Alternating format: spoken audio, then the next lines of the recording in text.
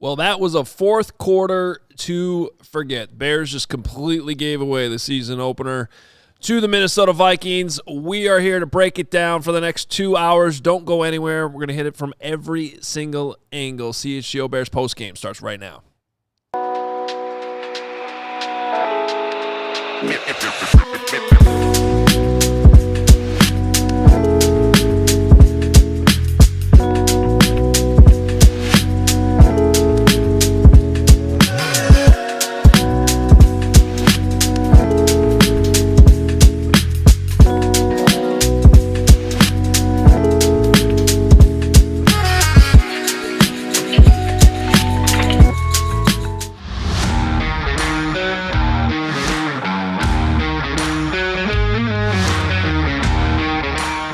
This is the CHGO Bears Postgame Show, driven by Toyota, Let's Go Places, and Bet365. Whatever the moment, it is never ordinary. Use code CHGO365 at sign up.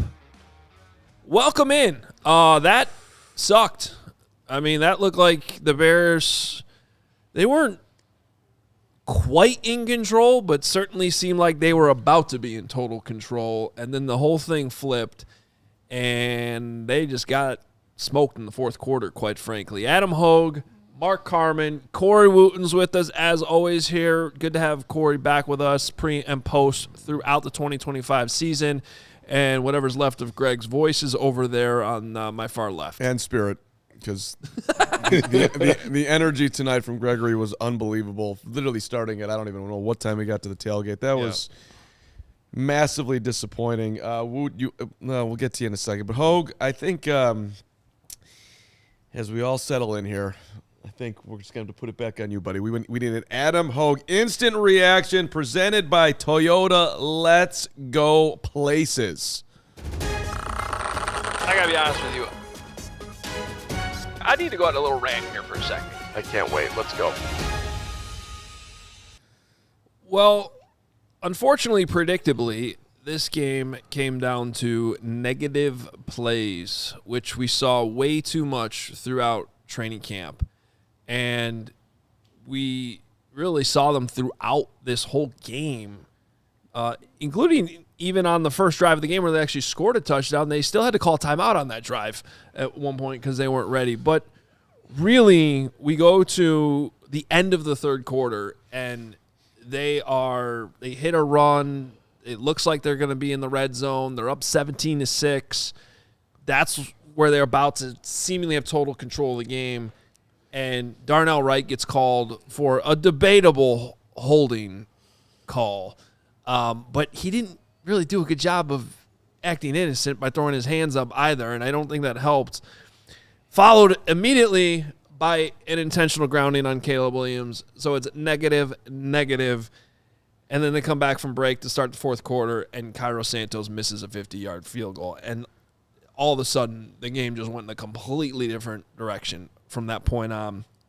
J.J. McCarthy looked like a completely different quarterback in the fourth quarter. And, I mean, the reality is this offense, until the very end of the game when, they needed that touchdown to have a prayer, the Bears offense, they just didn't do enough throughout this game. They scored on the first drive, and then it was way too many negative plays, pre-snap penalties, pre-snap issues, special teams, an abomination across the board. Just, didn't help at all. Really, we can get into that later in the show, but just bad. Really bad. And the defense, I thought the defense had a pretty good game, but the concerns we had pregame about how many guys were out, by the end, it ended up hurting them, especially then Nahshon Wright gets hurt too, and they're starting to pick on Noah Sewell in the fourth quarter with some matchups. Good job by the Minnesota Vikings coaching staff and Kevin O'Connell to identify some of that. And, I don't know that we could put too much blame on the defense on this one with the injuries that they have, but eventually that seemed to hurt them in the fourth quarter. So the Bears lose one they definitely could have had. They should be 1-0. They're 0-1, and they got a lot to fix if they want to have any chance to beat Ben Johnson's former team in the Detroit Lions next week in week 2. Yeah, look, when the way the game started, First drive, didn't see it all last year. Down the field, Caleb rolling right, absolute bullet to Rome. Was it Rome or DJ? Doesn't matter. Whatever it was a hell of a throw. You get in the end zone, and you're like, oh my God, they all the up and down of the preseason training camp, all of it just landed smooth, and here it comes. And somehow, some way, it just went the other way. They got worse. The offense scored 10 points the rest of the game. The other, 7 of it came on the last drive when the Vikings were letting them do whatever they want because they had the game in hand. And then on the other side of the field, J.J. McCarthy looked like Moses Moreno to start the game. He was horrible, and I was loving it beyond belief. He's a Viking. Went to Michigan. They visited Northwestern. I was really rooting for the guy to fail, and somehow, some way, he just got better and better throughout the game, and then won the damn game for him. So that guy improved more in one game than many Bear quarterbacks who have been here improved in their entire time. He got better in one game than Mitch Trubisky ever got. Is just really nauseating. Just an absolute nauseating. That was a tough one, especially because the Bears should have had this game, right? They had the game. They had control of things. I think early on in the first half, not going for 3 points when they went for it on fourth down, right? They called the timeout. And at that point, you realize, like, hey, at this point, let's just take the points, right? You couldn't even line up properly to get the play in fast enough. You had to burn a timeout. Then you end up losing by 3, right? That wasn't that was kind of like the nail in the coffin, not taking the points in that situation. But I thought Ben Johnson, for the most part, called a pretty good game. I think in the second half, what we saw was a lot of inconsistencies. Caleb Williams, the accuracy, right? Some open receivers here and there. It was just really tough to see because early on he seemed very comfortable, very poised. He was getting the ball out with rhythm. When he had to scramble, eyes downfield. And in the second half, he just didn't seem like the same quarterback we saw in the first half. But I thought the defense played pretty solid. They exploited those matchups with Sewell, especially out of the backfield, right? I know J.J. McCarthy scrambled on the one, when he tucked it and went. And then Aaron Jones one-on-one on that kind of corner route. They exploited that. But, I mean, Deo showed up big. That was a point of contention. Like, who was going to be the guy opposite Sweat? He was the best playmaker defensively for us. Yeah, I mean, Ben Johnson had a rough night. I think you can look at the end of the game situationally. Do you kick that ball out of bounds as opposed to try to kick a touchback? Do you kick an onside kick to give yourself 2 opportunities to get the football? Cairo Santos simply doesn't have the leg to get a touchback. You have to know that. So if you kick the ball out of bounds and just take the 40-yard line, then the clock doesn't move.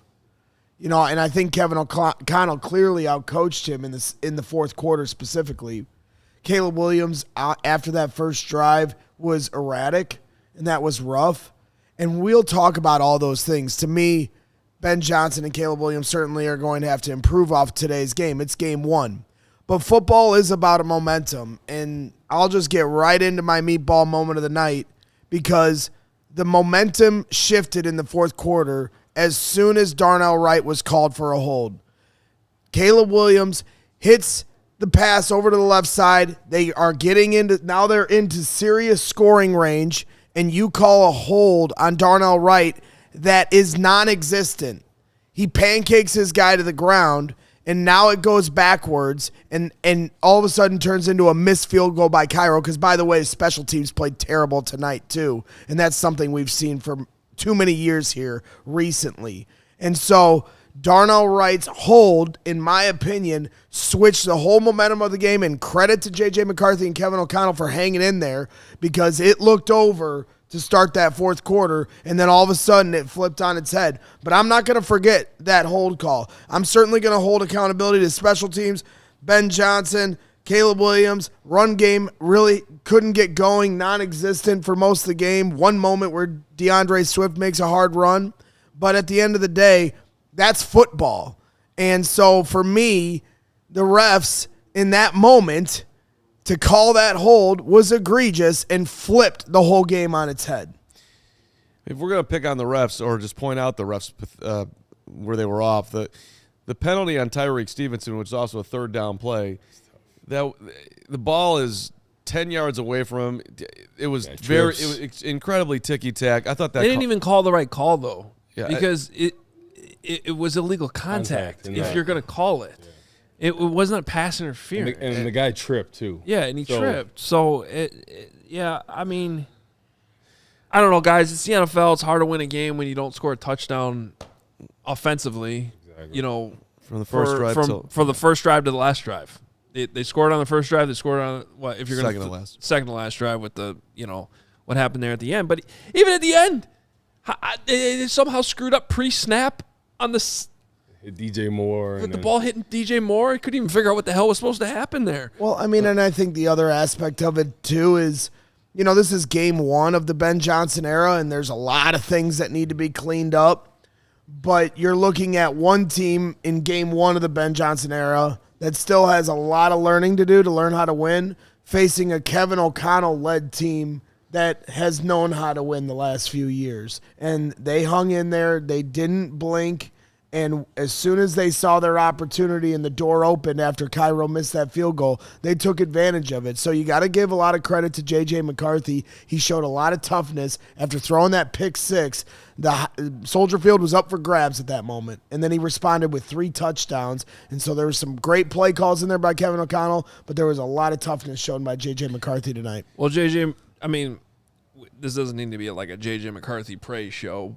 Please don't. But I will say, that dude's a gamer, man. There's a reason, whatever his record is, it's 64-3 now, I think, going back to high school, with a high school championship and a college championship, and we'll see what happens here in the pros. But you just know that whatever his talent level ends up being or the struggles he might have, and he looked bad for most of this game, he's not gonna quit at any point, and we saw that. So hat tip, I guess, to J.J. McCarthy, who's going to be a storyline going forward in this division against the Bears. But right when Cairo missed the 50-yard field goal, their bench and there was a shot at J.J. Yeah, that all bounced up. It opened the door. Well, look, I know we joke about how much I rave on special teams, and I get that, but special teams a lot of times ends up being It's kind of like good offensive line play. You don't really pay attention to it when everything's going well until there's a mistake. When you screw up on special teams, it can be a huge momentum swing. It really can. And likewise, when you have an enormous play, like you block a punt or you have a special teams touchdown, a big return, games get flipped all the times on special teams. And there were a couple warning signs, I thought, in this game. You could see the block punt coming the whole entire game. I mean, the Vikings were getting through. They were getting closer and closer every single time. Cairo's first made field goal tonight didn't look good. It started fading to the right, and I thought he was going to miss that one or have it go off the goalpost. And so when the second one, which was a little bit farther back at 50, it did the same thing, and it tailed off and wasn't in there. So it was just an absolute killer. But, guys, you can't have 12 penalties the Bears had. Do we know how many false starts of the 12? Well, yeah, so I was about to get into it. Not all these are penalties, but I was going to count the pre-snap issues in this game. So you have a timeout they had to burn, Darnell Wright false start, DJ false start on the cadence. That was definitely a cadence issue. Jonah Jackson false start. Again, they needed a timeout before they tried to go for it on that 4th and 3 where they didn't get it. Another false start, which I didn't get the number down on that one. And then late in the game, they also had that pre-snap penalty right at the end. So I counted 7 pre-snap problems. And that's not even recognizing what I don't know if you guys recognize, but we were talking about it the entire game here. The amount of times they were breaking the huddle with 12 seconds and under.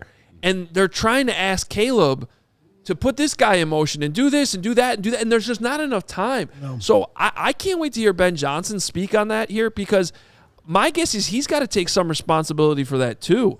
I agree. Either the play calls are too long or you're not getting them in fast enough when we all kind of know what cards are stacked up against here with Caleb early and how you need to help him. And there was just way too much of that going on. So I would imagine I counted 7 obvious pre-snap issues. It was probably more like 11 or 12 during the course of the game where they just weren't in sync because they didn't have their stuff together before the snap. There was one moment where they showed Ben on the sidelines where things were wonky at the line of scrimmage, and you saw him. He's like, "Jeez," like, you know, he just is shaking his head, and you could just see the frustration building. But that's the thing.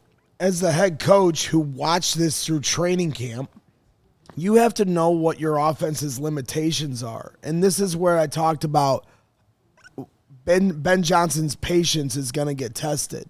You have to know that right now your offense can't handle getting to the line of scrimmage fast enough and getting the motion before it's under 5 seconds. Now everything's rushed and your quarterback's mindset clock is rushed, and it just all falls off kilter.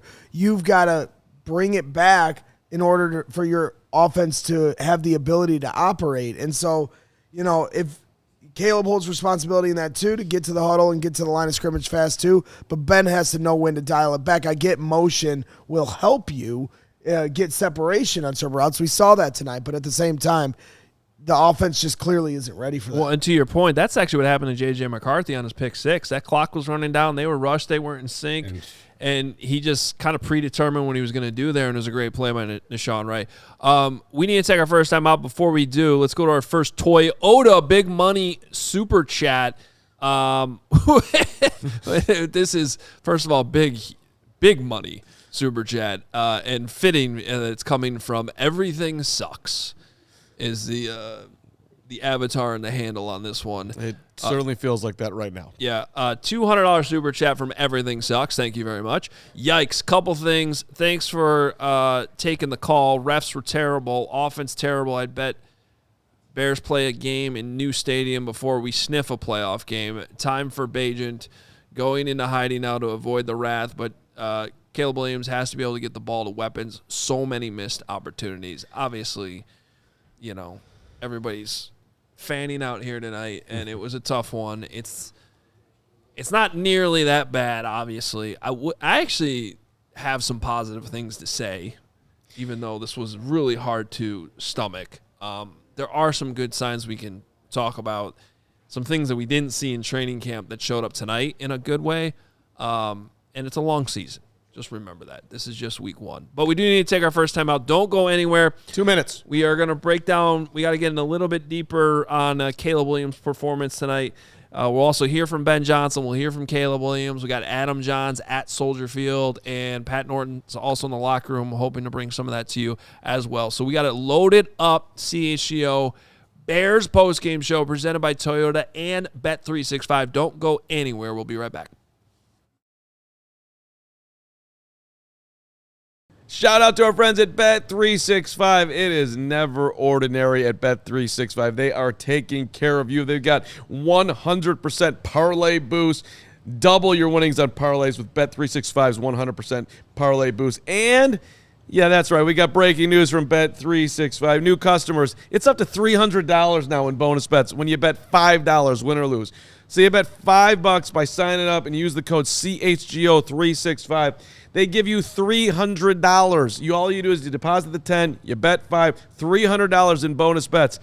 Put it all on the Bears next week, or don't. Either way, bonus bets can be used for spreads, totals, player props, futures, or more. Whatever the moment, never ordinary at Bet365. And a reminder, you do have to be 21 or older if you or someone you know has a gambling problem. Crisis counseling and referral services can be accessed by calling 1-800-GAMBLER. In-app only. All right, let's be real for a second here. The world has gone soft. Not here. No. This is, you know what's not soft? The NFC North. The NFC North is not soft. This isn't the NFC South, right? The NFC South is soft, and everybody's just getting a trophy for showing up these days. Everything needs to be bubble wrapped. You know, soda used to have some kick to it. Now it's just all about pretty colors and easy fizz. Well, RC Cola is not a soft drink, just damn good cola. It's the original cola that doesn't fold under pressure. RC is an OG cola in a world of spineless soft drinks. No trends, no gimmicks, no glow up. RC hasn't changed its stripes since 1905, the year Carman was born, because it didn't need to. It's the same bold, crisp flavor. It's always been RC Cola. Tastes like a punch in the thirst. So do yourself a favor. Go grab some RC at your local store. Stock up for all your football parties, your back-to-school celebrations, or just watching the game. RC is the move for whatever you're doing. Over 6,000 people watching here on our CHGO Bears postgame show. Appreciate you being here. Please hit that like button. And if you're new here, please hit subscribe. We do Bears shows pretty much every single day of the week. Always three Bears shows every single day of the week. Well, and I will tell you that right after this one, we got another one. And then when you wake up in the morning, we have another one. And then there's another one at 1 o'clock after that tomorrow. Oh. So we're loaded. Brick by brick. After show coming up right after this. We're taking it late, and they have to go all the way until Hoge and Jahns starts at 9 a.m. It's the Greg Braggs Lance. It's the Greg Braggs Les Grobstein imitation 7-hour show. Yeah, and then Hoge and Jahns will have you at 9, and then we'll be back here at 1 to break things down with Lance Briggs some more. So, but please hit subscribe. Please hit that like button. We have another Toyota Big Money super chat from our guy who pretty much stayed up all night long in the UK, Mark Gauthier, where it is now morning time there. $100 from the GOAT. Good morning, boys. Well, that was disappointing. Bad ref calls. Run defense was missing in the second half. Yes, it absolutely was. Not down here. Consider all the starting defensive players not dressing. Considering the starting defensive players not dressing, the defense did okay. False starts and bad calls. Killer. Good morning. Thanks, GOAT. Appreciate you, and I like the Pope Leo avatar. I didn't notice that on the pregame show, so I love that. We do need to get into Caleb. I also want to talk about Ben Johnson a little bit. Ben has already apparently talked to the media, so we'll turn that around for you as fast as we can. But Caleb Williams Day, this is what it looked like. Guys, what was the stat they gave? He was the first Bears quarterback since like 1978 in the history of the Bears. That had 10 straight completions to start the game, but he finishes 21 of 35, so that completion percentage came down to 60. 213 passing yards. I don't know if there was an adjustment there because I'm looking at 210 on here, but regardless, it's pretty much the same. 2 touchdowns and 87 QBR. I think it was 1 passing touchdown, 1 rushing touchdown, right? That's right. Yes. Okay. 6 rushes for 58 yards. He was running pretty fast. I will say that. Yeah. But these quarterback ratings ended up flipping tonight because when it was all said and done, J.J. McCarthy ended up 98.5, and Caleb was at 86.6. I think this kind of was a Caleb Williams game, right? Like, there's plenty of signs of the flashes, the throwdown on the sideline to Roma Dunze when he's running out of bounds, and it's just an absolute laser, and it's accurate. He's running. There were plenty of times I thought, even sporadically in the second half, he looked comfortable in the pocket. I think if you really dissect it, probably on the film tomorrow, there are some good things, some good signs for the future. But at the same time, someone said erratic earlier, and I think that's a good way to put it because there were just way too many inaccurate passes at times too. And let's go to that second to last drive where they ended up scoring anyway. But that one where DJ Moore came wide open. Late and he lobbed it, put air on it. I don't care if you're touch passing it, driving it, whatever. He's wide ass open.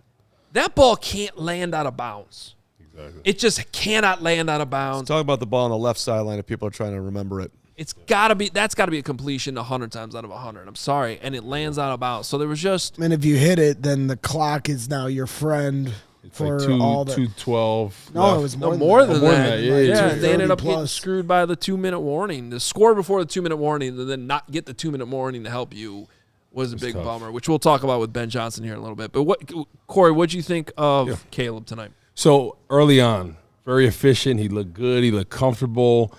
Keeping his eyes down the field. We saw him elude some rushes while still keeping his eyes down the field, delivering strikes. And then what we saw as the game went on, him does not seem as comfortable. We saw some of the tendencies we saw in college where maybe he's trying to do too much, play a little hero ball, And then just at times the inaccuracies, right? The DJ Moore throw, some of the other throws, like in between, his offensive guys, it just didn't seem like he was very comfortable. So, a tale of two halves pretty much. I thought that first half he played pretty well, even though they didn't score many points in that second quarter. But in the second half, he just didn't seem comfortable. He got off his point a lot. He was holding the ball a little bit too much. Some of the stuff we saw early on with him last year, the first couple of games of the season. This is what the roller coaster ride we've been on, really. I mean, there were moments today where you were like, this dude is so ridiculously talented. It's amazingly exciting. The throw down the sidelines early, his running ability. People are sleeping on how fast Caleb is. I've been sleeping until about 2 months ago when I was lectured about his speed. And then you watch it, like the dude is faster than you think. He doesn't. I think a lot of people just don't realize it because it's maybe the way his feet, his legs are moving. It just doesn't. It sort of looks wobbly, but he's the burst is real, and he picked up some huge first downs. And then, look, and Braggs, you brought it up. I don't know what you do if you're Ben. Are you gonna take away your system because he's not grasping? Some of these pre-snap issues are 100% for sure on him. I don't know if it's all of them, but it's a lot of it is directed at the quarterback. He has to run the operation, and if he can't run the operation, that is a major problem. This is the offense that he's trying to run, and we've been seeing it. I mean, they're drilling this every single day. This is not news that it happened today. So for it to pop up to this level on the opening night, that ain't great. In fact, it's you wonder how long is it going to take, and then how much are they going to take out? Because there's no way they haven't been taking stuff out already because he couldn't, grasp it fully. So that's a problem, man. So, but then the other side of it is like the arm. You see the arm strength, and you see. I thought at times tonight he looked a lot more comfortable, and it's like, okay, big difference year 1 to year 2, and I think with Ben he's going to get it. And just reminding, lastly, Ben said that, hey, we're not going to be hitting on all cylinders at the start of the year. He said last week, we want to be our best in December and January. Well, they ain't their best now, and this is going to be a process. So I do think there's a lot that they can pull out from this, and it also, all the problems are still there as well, or many of the problems that are still there that have been here since Ben arrived and started implementing his program. The one thing I wanted to touch on was the running game, right? What they did with Swift at times, towards the end, he got a little more effective, but why not give a guy like Benungai some touches? He's a talented back, downhill bruiser. You should have seen if that could have worked with him. You're right. He didn't get a carry. No, he didn't. DJ Moore got 3 carries. Obviously, Caleb had the scrambles. But a couple I would have liked for him to get a couple carries to see what he can do. Well, I agree. I mean, maybe it comes down to pass protection. I mean, Carman guy was called for a hold on a block that came up the middle. That was questionable as well, but that was early in the game. I'll let that go. That's the other thing about when you talk about Caleb Williams, 6 carries for 58 yards and a touchdown. It's interesting because like that first drive, you could be like, welcome to Chicago, Ben Johnson. But that was really, look at Caleb Williams. He made all those plays happen by, coming out of the pocket, avoiding sacks. How many sacks do you think Caleb Williams avoided tonight? It's true. Right? He was only sacked once, which is a huge improvement from last year where he was sacked 68 times. But how many did he have to personally escape in just jaw-dropping form in order for that to happen? So he gets credit for that. I mean, you'll have to look at the all-22 to see if he had to get the ball out. A few of them I definitely felt like there was still time. I'm sure there was, but it's easy to say that as the pocket's breaking down, and ultimately he's getting out of the pocket, making moves. So it's obviously a mixed bag for Caleb Williams tonight, and the accuracy has to improve at times. But it's hard for me to let go of that drive in the fourth quarter. You saw an emphasis from Caleb Williams today to try to take the easy check down and take what the defense is giving you. And he did that on that play. Forgive me, somebody in the chat help me out, who he hit on the left side when Darnell Wright gets called for the hold. He was doing his job there. They were trying to get down the field and throw a knockout punch. So it's just, I get there's so much that this team has to clean up, but it's just going to drive me. it's going to drive me crazy watching this game back and watching that drive. To that point too, like I honestly, when we sat down and started the show, I'm like, I gotta sit down and rewatch the game like immediately after this. What the hell just happened? Like just there were so many little, just huge plays that spun the game away from them, and the momentum, and I guess we'll give credit for the Vikings, for JJ for playing great. Olamide Zaccheaus was another thing I was going to say is he had the ball tipped a couple times by Van Ginkel and some of the defensive linemen, and then you saw him get his hand hit.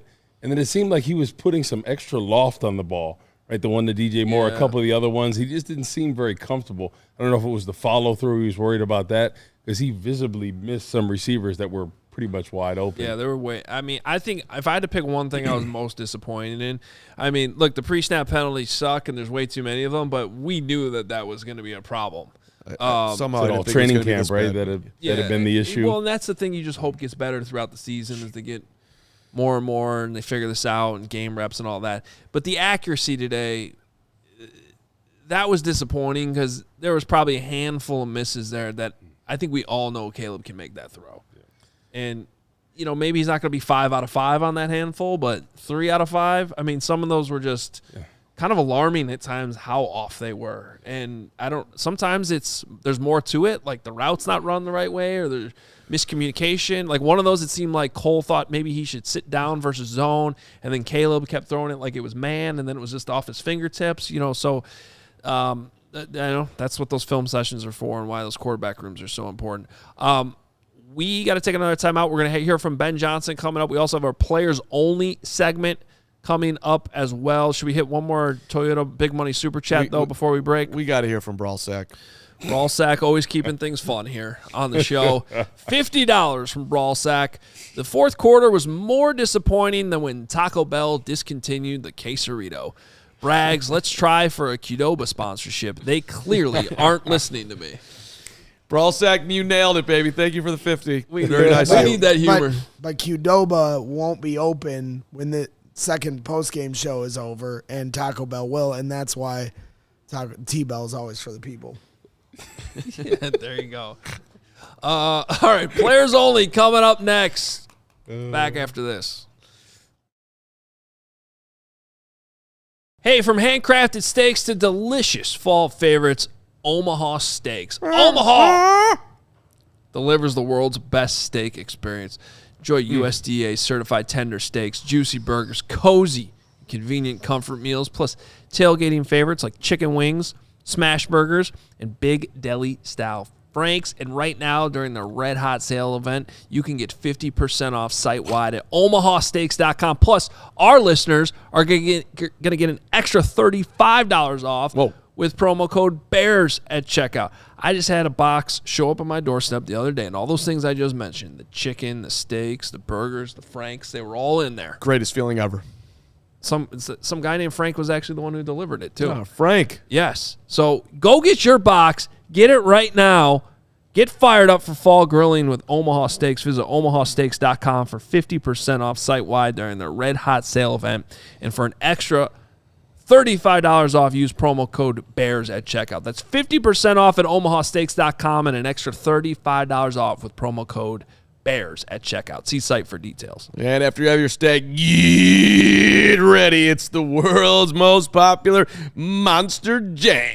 It's coming right to Allstate Arena, Hoge, September 12th to the 14th. Get ready for the nonstop excitement, the gravity-defying stunts, the heart-pounding races, the big air. The world's best drivers are tearing it up on the dirt as they battle for the event championship. 3 competitions. We got the racing, we got two-wheel skills, and we got everyone's favorite, freestyle, where Monster Jam trucks defy the laws of physics and do the impossible. Get ready to cheer and be amazed as Monster Jam trucks and world champion drivers take over Rosemont. There it is for a weekend. Tickets are on sale now. www.monsterjam.com. Time now for our players-only segment, our first one of the season, and excited to have Jerry Azumah with us this year. Yeah, alongside Corey Wootton and Lance Briggs, of course. I saw the reality spray ready to go.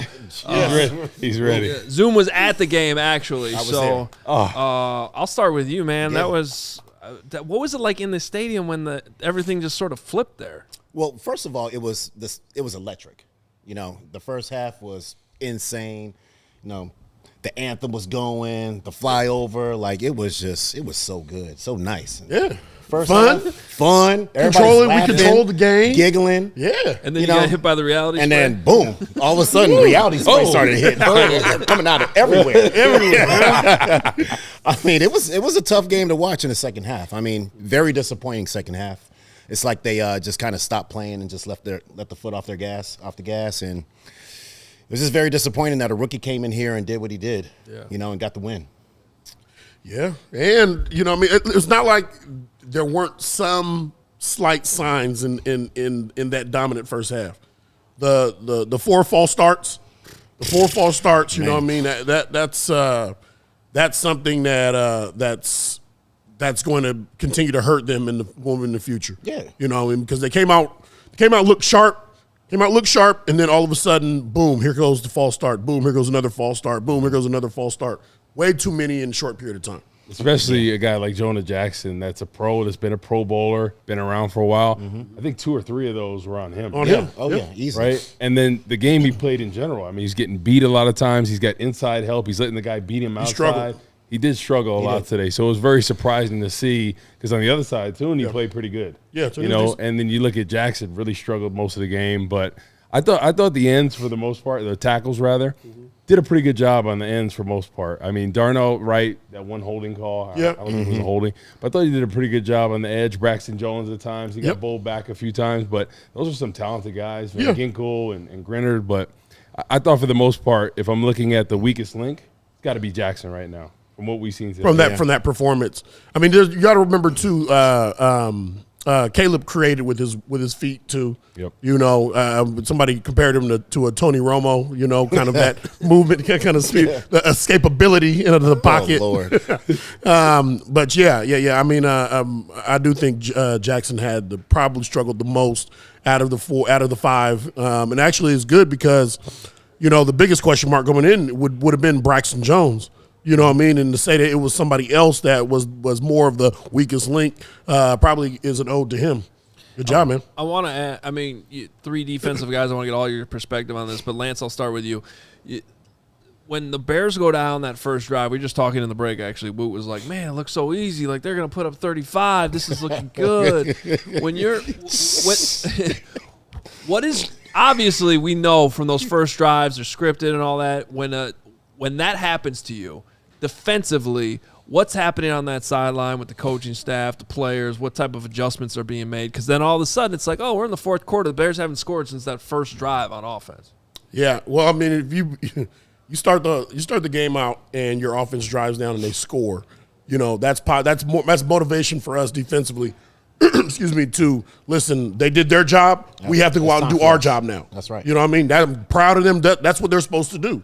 Now we got to go out and do what we're supposed to do, get the ball back or score on defense, and we keep this thing going.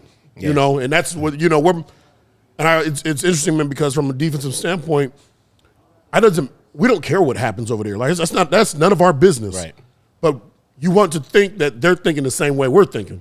So we're gonna go out and get this stop. We're either gonna get a stop, we're gonna take the ball away, and we're thinking they're thinking the same thing. Like, oh, defense did their job, we got to go do ours. Right. So it goes back and forth. Yeah, I'm sorry. Maybe I wasn't clear with that. I meant like, what was Brian Flores and the Vikings after giving up that drive so easily? Like what? Like when that happens to you, when you're the defense on the field, where they march right down on you and score.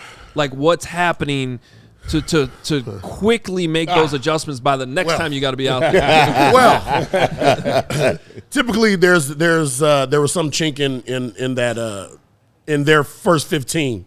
That they typically can find a way to, like, a lot of times we played Green Bay, it would be a low-scoring game. They always got their touchdown off the opening drive.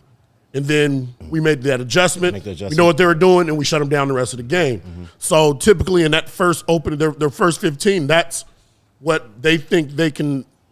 That's where they think they can best move the ball on our defense. Yeah, what they can attack and what they might be able to get away with against a good defense in that first drive. So typically, as soon as they score that touchdown, we're off. We're like, hey, this is what they're doing right here. This is exactly how they scored that touchdown. Everything else, we're good. We're good. We're going to make this small adjustment. We're going to go out. We're going to take the ball away. Right. I think a lot of it was keeping Caleb more in the pocket because that first drive, he got outside the pocket so many different times, especially on that first score. The nice pitch and throw to Rome Odunze. He was on the move on that. So I think they tightened up a little bit with their rush lanes. Yep. Guys were making inside moves, and so I think they made those adjustments. But, I think just the Bears, I just think they didn't capitalize on what they were doing well, right? Yep. Go off that script and continue with some of that. And I think they just didn't do it. I also think it's all about pressure too. You know what I'm saying? And when I say pressure, I mean one-on-one matchups. You know what I'm saying? Like one guy has to beat the other guy, and that's just what it is. Yep. We need that pressure. We can't allow a quarterback to just do whatever he wants to do back there, just free to do whatever he wants to do. We have to create pressure. JJ's got wheels, man. Yeah. He's pretty fast. Yeah. He's pretty doggone fast. He's all right. He's all right, man. Like, spray a little reality spray on that. Let's not crown him yet. I mean, it's very disappointing that the Bears just let him, do what he wanted to do in the second half. And also another thing too is that a lot of people don't think about this, but it's also special teams too. Yeah. Three phases of the game have to come together. Special teams was not good today. Like the block punt. You know what I'm saying? That was very disappointing. The punting was just all over the place. Not taking the 3 points. Not taking the 3 points, missing the field goal. Yep. You know what I'm saying? Like, these are all hidden things that, like, will eventually get you in the end. And we also, Noah Sewell's all over the place. He played his tail off. He's not a cover guy. He's not a cover guy. And when you put it on tape, the next team's going to try to take advantage of it again. Detroit They're going to find a way to get the one-on-one match with Noah Sewell because they say, hey, he's a baller. He does everything well except cover.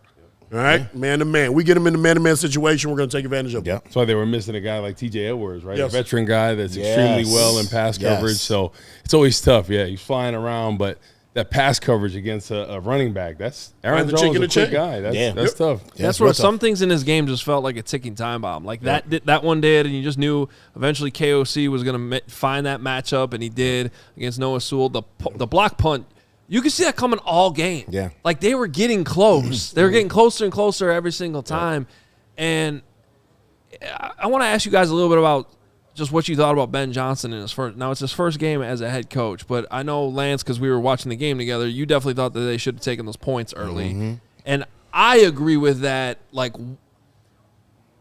I was like sort of 50-50 on it because if that's going to be your identity and you're going to be the go-for-it team, I get that. But once you went out there and you had to burn a timeout because you weren't ready to go, at that point, I'm like, all right, just take the points, please. We're not good enough right now to be the team that says this is who our mantra is, that we always go for it on fourth down. We haven't exhibited on a consistent basis that we can put up big points.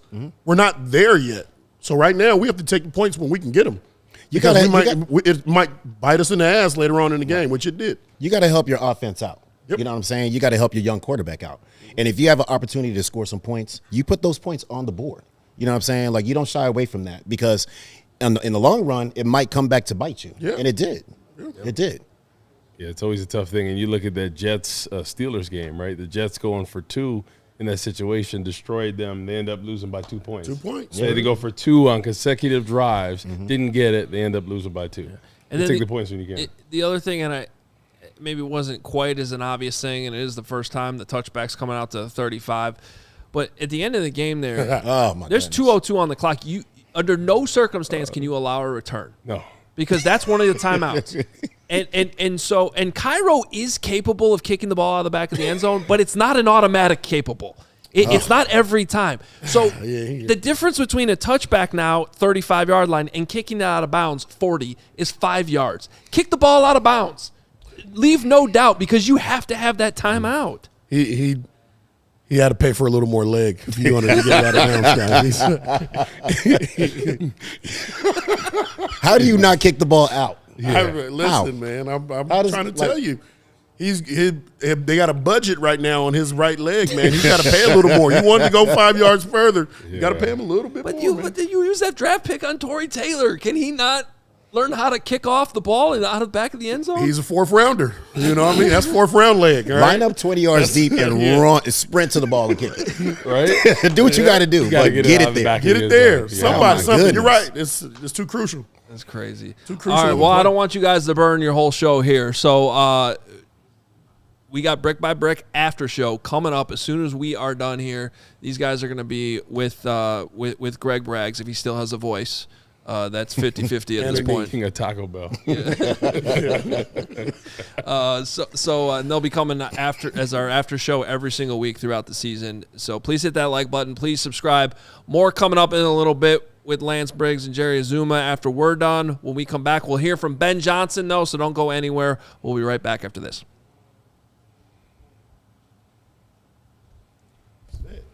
Man, Hey, shout out to our friends at Game Time Tickets. If you downloaded the Game Time app earlier today and you used it to get into the game tonight, you got yourself an unbelievable value. And if you didn't, let's look forward. And, what do I see? Oh, it's Matt Eberflus and the Cowboys coming here. You want to download the Game Time app because of their priority. The fees are included. You see a price, that's the price. You don't have to worry about anything coming after. You got zone deals, which is sweet. You're willing to sit 438 up top, but you don't care what row. Hey, Game Time will put you in there, and you'll save yourself 10, 20%. That is sweet. Plus, you get the lowest price guaranteed. Game Time will credit you 110% of the difference if there is a better price somewhere else. Game Time looking out for you. Take the guesswork out of buying NFL tickets with the Game Time. Download the Game Time app, create an account, use the code CHGO for $20 off your first purchase. Terms apply. Again, create that account, use that redeem code CHGO, $20 off. Tap, ticket, go. Download the Game Time app today. You know that moment. You're driving in your car and you reach for your sunglasses and then you're, wait a minute, they're not in there. Oh, no, I put them on the roof of my car, and now I'm a mile away from my house, and they've probably been crunched by a semi-truck or something at this point. Well, go check out Shady Rays because you don't have to worry about any of that with Shady Rays. They changed the game. These sunglasses are made for real life, seriously good-looking, polarized, durable, not stupidly expensive. And here's the wild part. If you do what I just said, if you lose or break them, even on day one, Shady Rays will just send you a brand new pair, no guilt trip, just replacements. So now you can wear your sunglasses without fear. Take them on hikes, concerts, on the boat, wherever. They got styles for all those different things. Golfing. Shady Rays is eyewear that has your back. We've teamed up with Shady Rays to bring you an exclusive offer. Head to shadyrays.com. Use code CHGO for 35% off polarized sunglasses. That's code CHGO. Try it for yourself. This shade's rated 5 stars by over 300,000 people. All right, back here on CHGO Bears Postgame, and it is time for another Toyota Big Money Super Chat. We go to James Doherty. Steven, there's no chance I can read that without the bigger one. Thank you. $200 Super Chat from James. Thank you. Awesome name, by the way. More kids should name their... Oh, shout out, James. What up, James? There should be more Jameses in the world. Hopefully my James is asleep. Love James' but energy today. Caleb's rushing touchdown early did get James his first ever fantasy football victory in his first ever fantasy football game. Nice. So shout out for that. And then later I lost mine on the last touchdown from Caleb. So mixed emotions there. That's why fantasy football's stupid. You're ruining James's $200 Super Chat with your fantasy I'm giving football. him more time for his $200. He owes you an apology, James. James says, that was my first game at Soldier Field since the freezing game in 2008. I have decided to be patient with this team and just embrace the positive of today, which was meeting the entire CHGO Bears team. Braggs became my number one after remembering my name after just meeting me. I do have to give Greg credit. He is way better at that than the rest of us are, especially me. Carm is actually the one that's the best at if it. this is the same James, he flew from Washington State. James is the man. James was awesome. So, James, I should be your number one, but that's okay. If you like Braggs more, it's all right. Do we finish the Super? Yeah, we did. Okay. Just real fast here. This is not time for shout-outs. It's not? No. James was at the tailgate? So was Tony from New Mexico. Cousin Phil We have the Snow head was coach of the Chicago Bears after a Cousin- gut. Cousin Phil Snow was I at the met tailgate. Phil Snow today. He was awesome. Again, What about Eddie and his wife Carl and David and Laura and Tyrell? How about Ben from Bears. North Carolina? Let's hear from Ben. That's fine. I'll shout the rest of you out coming up. Ben Johnson after the Bears' awful loss to the Vikings to start the season. Here he is. All right. Obviously, a disappointing way to start the season there for us. We just have a 17-6 lead and then see it go the way it did there in the fourth quarter. We said going into week one that the team that would make the least number of mistakes would win the game, and unfortunately we were on the wrong side of that. We made too many there late in the game, myself included. There were a number of things that I could have done better, a number of things that a number of guys could have done better. When you look down at the stat sheet and you see 12 penalties, that's got to get cleaned up in a hurry, and yet we've been saying that all training camp as well. So, we'll find a way to get that done. It's going to be a collective effort. No one's pointing fingers. Statistically, I really think the defense did a really good job up until the very end. That fourth quarter, things got away from us a little bit, but up until then, they kept us in that ball game. Offense was stalling out, some good, some bad. I thought Caleb played well to start the game for the most part, finding completions and getting us moving. We weren't good enough on third down or fourth down as the game went, which we knew that was a good team on those downs. And then, of course, when you have the penalties and hard to establish the run game quite like we wanted to, it felt like we were behind the sticks most of the time. So second and long and third and long was where we lived, which was a struggle for us offensively. Guys did play hard. They played with great intensity, great effort, and I hate to see that they didn't come out with a W there at the end. But no one's going to feel sorry for us. It's going to be a quick turnaround here to get going for next Sunday in Detroit, our first road game. And so we got to turn the page here quickly. And what happened offensively after the hot start? Just inconsistent. We felt like we were gonna get some completions to get us going there, get the ball in our playmakers' hands, and it was those were a little bit harder to come by. I thought Caleb did a good job working the pocket there early in the game. And then the running game just I didn't feel the rhythm as I was calling it. There was some good and some not quite so good. It didn't seem like we were all on the same page at the whole time. So, like I said, that's a reflection of me as much as anything else, because what we said, as long as we were communicating the mic point and we're on the same page, we'd be just fine this game. What about Caleb throughout the game? What happened with this game where he's 10 for 10 and then 8 for his next 20? Yeah. I thought he started off really well, and then I don't know. I'll have to go back and look at exactly where those incompletions came in, but it certainly felt like it dried up a little bit, and probably a credit to Flores and the Vikings as well, making some adjustments on their end because some things tightened up as well. Then when you guys were getting the run game going late in the third quarter, I think it was first and 10 at their 24, and then you had the holding, intentional grounding. How would you describe the way that whole drive to kind of go from a chance to put them away to missing the field goal, how that kind of maybe deflated things? Yeah, no, I think you certainly feel it when you're on the sideline there. You got it moving, you got it going, and then all of a sudden it starts going backwards and negative plays are happening, whether it's penalties or the intentional grounding, things of that nature. And so, it cost us some points, big time. Ben, you talked about finding some sort of rhythm within the offense. In this game, your tight ends only accounted for about 4 receptions. How much of a role do you think that played in the outcome of tonight, and what do you hope to do moving forward? Each game's different, and so they knew that they were going to have a workman-like approach to this game. They were going to be big factors in the run game and in protection for us, and so as a result, the receiving game might not have been quite as big this week. On that first possession in the second quarter after they kicked the field goal, you guys come down, you decide to go for it on 4th and 3. What can you take us through your decision-making process on there? And does Caleb need to hit that throw with more open kind of there in the middle of the field? I'd have to go back and look at exactly from his viewpoint what that looked like, but we liked the call and we liked the decision at the time. been the end of the game after you guys scored the touchdown? And what was the conversation about onside versus kicking off? And then were you hoping that kick was going to go out of the end zone? Yeah, the intent was for the ball to go out of the end zone.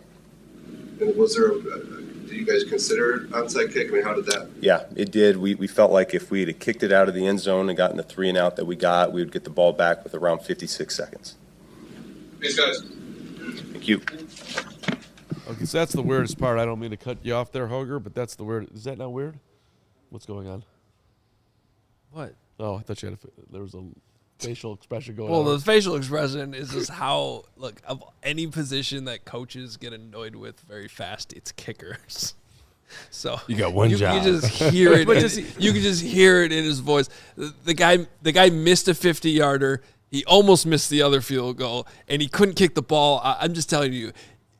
He wants to kill Cairo. I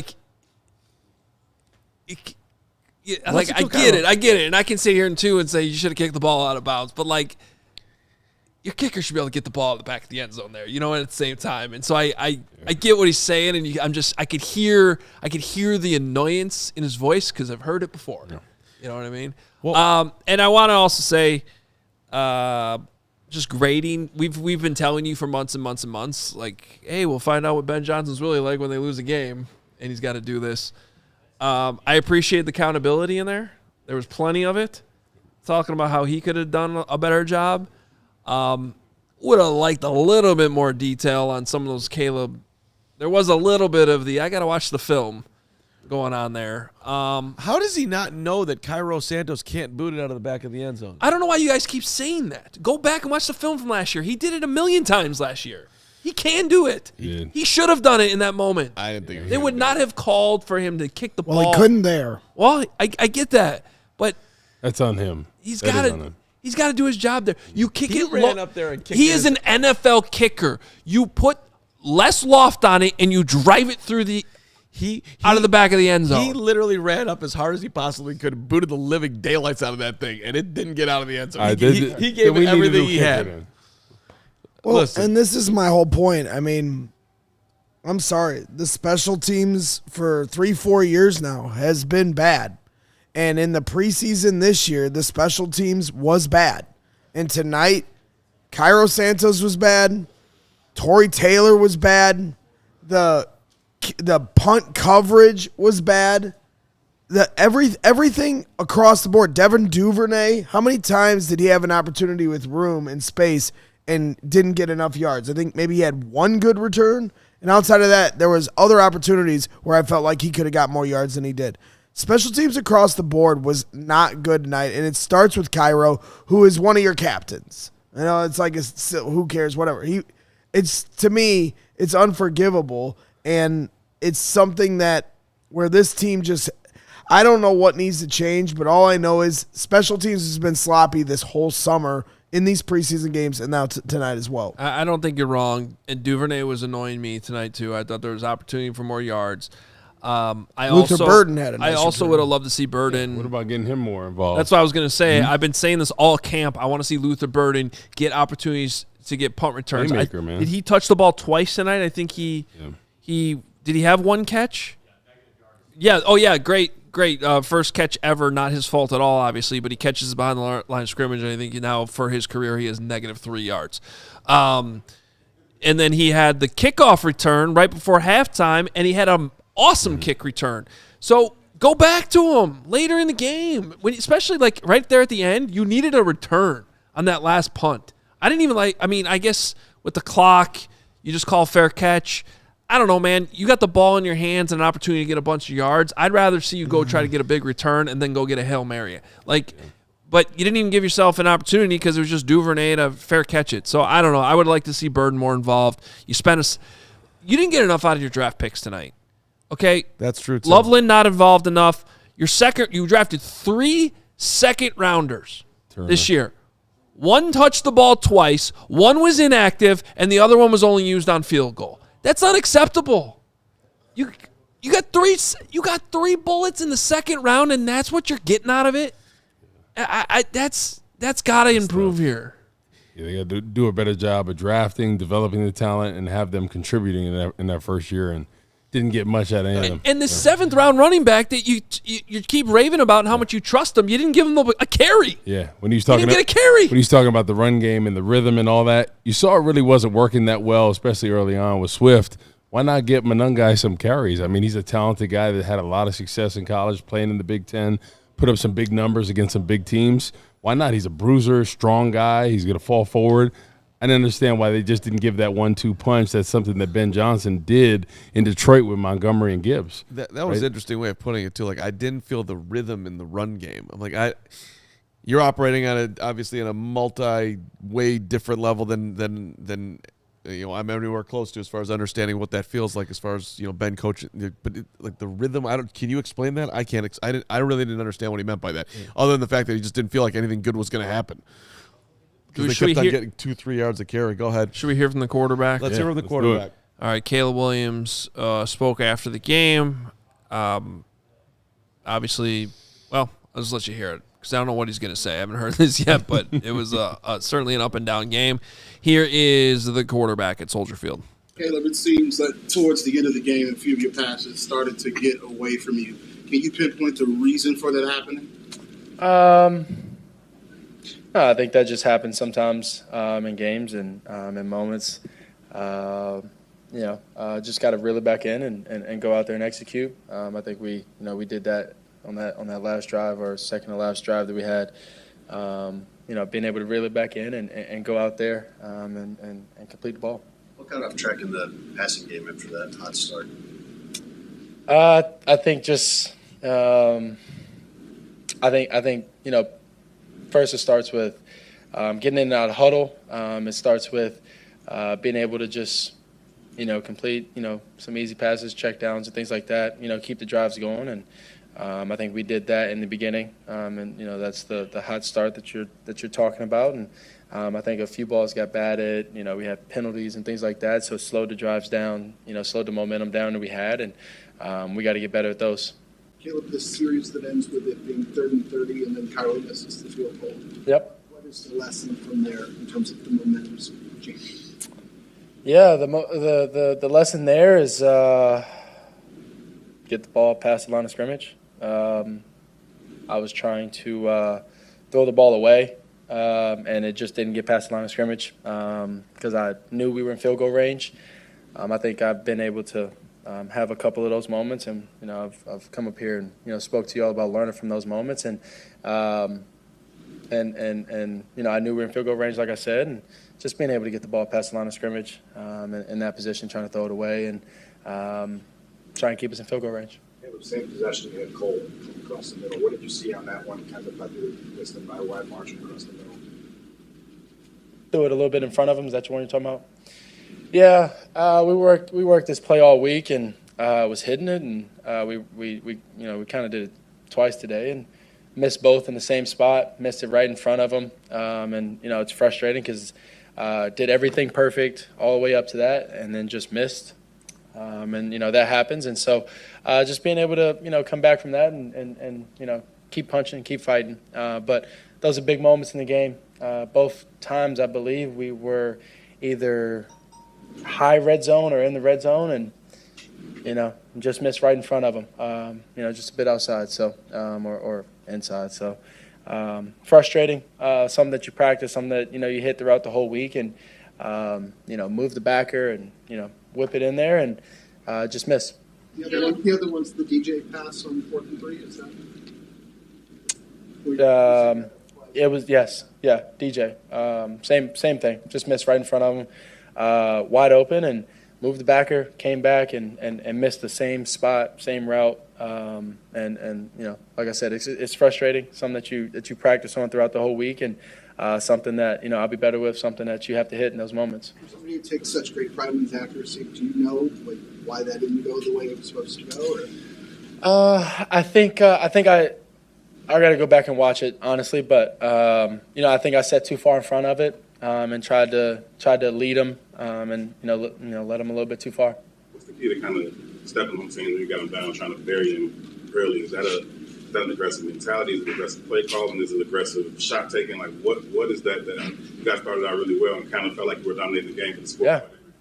Absolutely. We felt like we were dominated game, like you said, and we were, in control, up two scores coming out of half, and that mentality is something that we have, something that we're implementing AI. Great, another AI tool. Well,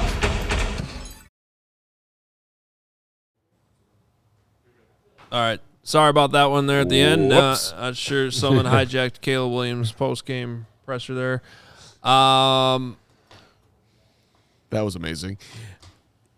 I mean, back to him. I'm a little confused, honestly, hearing some of those answers. I mean, but it did sound like he was putting a lot on himself for, especially the inaccuracy. I mean, he mentioned multiple times, like, there's just some throws there he has to make. So the bottom, me listening to that, I'm hearing a guy who one game into the season is feeling a lot of weight of that position, playing it in Chicago with the amount of scrutiny that is there, and 10 straight losses last year, beat Green Bay, and now you're back into it. We saw him during the game. He's taking a bunch of deep breaths and whatnot. There's a lot on you, man. That position, with the amount of scrutiny, that the light is bright, and it's going to stay that way until they get this thing turned. It's just he's carrying a heavy weight right now. I mean, Chicago's never had their quarterback, right? Caleb is the guy, right? Everyone assumes that. Obviously, with Ben Johnson being here, it is one game, right? I think the one good part, as much as this sucks and it's frustrating, this loss, it was terrible. It was a tale of two halves. They looked terrible in the second. He looked great in the first quarter, first couple drives. We thought, hey, he's here, he's arrived, and then all of a sudden we kind of saw him go back to some of his bad habits. The one good part, like I said, it's one game, right? We still have a long season. Next week we got Detroit, Ben Johnson's old team. Let's see the adjustments he's going to make with him and Caleb Williams. Let's see the adjustments he's going to make with the offensive line, right? Some of those pre-snap penalties, getting the play call in quicker, right? That way they're not going to the line rushed, because there's something to be said about that, especially with J.J. McCarty throwing that pick six. He was rushed to the line. Same thing with Caleb. Like, anytime you're going to rush your quarterback, right, he's going to have to process, make decisions quicker than he normally would if there's more play call. But I want to see next week how they're going to come out, how they're going to make the adjustments with the run game, the penalties, and how Caleb's going to be better and more accurate, how the offensive line is going to perform better. I mean, yes, Caleb's accuracy was bad at times, and that has to get cleaned up. But I have my bigger issue will be the penalties, the pre-snap penalties, and really just for the offense overall, you have to be able to run the ball. And that's what we said coming into these first four games. They were going to have to lean on the run game heavily while the offense figured the rest of their stuff out from a chemistry standpoint. There's so many things going on in Ben Johnson's offense for everybody, not just the quarterback, receivers as well, motion. You saw DJ Moore at one point come across in motion. They're not on the same page. There's a penalty. Darnell Wright, wake me up for the game that Darnell Wright doesn't have a false start. And it's like, to me, the penalties, the lack of run game, those are the bigger issues. I saw tonight Caleb Williams getting the ball out of his hands at the top of his drop. I saw tonight Caleb Williams taking the checkdowns, not forcing it into coverage, and taking what the defense gives him. And so I do agree with you, Hoge, what you said earlier. When we go back and watch, I think there's going to be some good things you can take from this stuff. And then obviously his athleticism and being able to get out of the pocket is something Ben's never had. So if you clean up the penalties and you run the ball, but obviously teams know this. So is DeAndre Swift the guy that can do that for you? I didn't hate DeAndre Swift's game tonight, as weird as it sounds. I think he only averaged, 3 yards per carry or something. But he had that one angry run where he carried that DB. He got hit basically at the line of scrimmage and carried that DB 5 yards to get the first down. The other 12-yarder, there didn't seem to be much for him to run through tonight. No. So if there's anything I'm a little bit disappointed in, it's in the offensive line. I don't think Jonah Jackson had a very good game without going back and watching the film. The pre-snap penalties. At some point, the offensive line is going to have to own some of that too. Yeah. I get that it's probably mostly on the quarterback, but they got to get all on the same page. Drew Dahlman had a couple bad reps tonight too. I think overall it's a big upgrade at center, but there was a couple times where he was turning around, looking around. So Darnell Wright with the pre-snap penalties. I don't think that was a hold by definition, that key holding call, but dude, just act like you beat him then. I know. Don't put your hands up like I didn't do anything. Like, that doesn't help you because he didn't throw that flag until you put your hands in the air. I don't know why he acted guilty because that's a play that majority of offensive linemen do. When the defensive lineman goes out for a long arm, they chop their hands down and go on top of him. That happens 50% of the time in the game. So I don't understand why he acted so guilty like it was a holding. The ref looked at him and was probably like, oh, he did something. Let me throw that flag. So let's talk about the running back room for just a second here, because the GM has to own up to this. They let David Montgomery walk out the door here and got in a bidding war and eventually didn't want to pay him, and then they let him walk, and then you got DeAndre Swift, who I didn't mind his game tonight either, Hoge, but he has not been a hit in Chicago to this point. It just hasn't been. That's the bottom line. And then Roschon Johnson. It hasn't been a hit here at all, but he's still around. You drafted, I've mentioned this a million times, no shot at Torrey Taylor, although it ain't looking great there either. But you passed the fourth-round running back that year.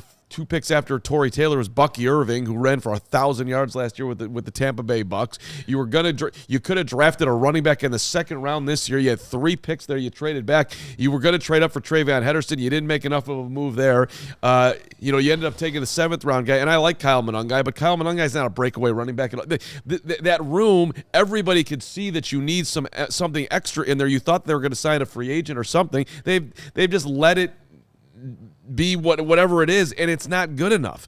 So that to me is square on the shoulders of Ryan Poles. All right. We are going to hear from Adam Jahns here in a little bit. I know we have some locker room sound. I also want to remind everybody, thank you for being here. Over 6,000 people watching. Please hit subscribe if you are not already subscribed. We're going to be right back at it right after this show, brick by brick after show, with Lance Briggs, Jerry Azumah joining Greg Braggs. Tomorrow morning over on the Hoge and Jahns channel, 9 a.m., we will be live to dissect everything. We won't go to sleep. We'll just rewatch the game and come back with you at 9. And then right back here at 1 tomorrow as well on CHGO Bears. And flipping the calendar this week, there's no off days.